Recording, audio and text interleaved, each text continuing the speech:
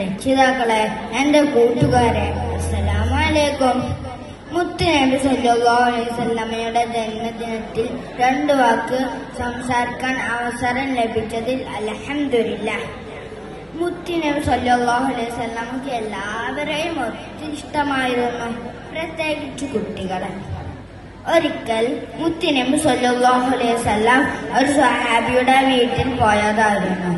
ആ സ്വഹാബിക്ക് ഒരു കൊച്ചു കുഞ്ഞുണ്ടായിരുന്നു. കുഞ്ഞിനെ കണ്ടയുടനെ വാരിയെടുത്തൊരു ഉമ്മ കൊടുത്തു. സ്വഹാബി അത്ഭുതത്തോടെ ചോദിച്ചു, നബിയെ, അങ്ങ് എന്റെ മകനെ ഉമ്മ വെച്ചോ?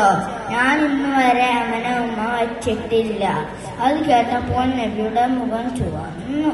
എനിക്ക് ദേഷ്യം വന്നു.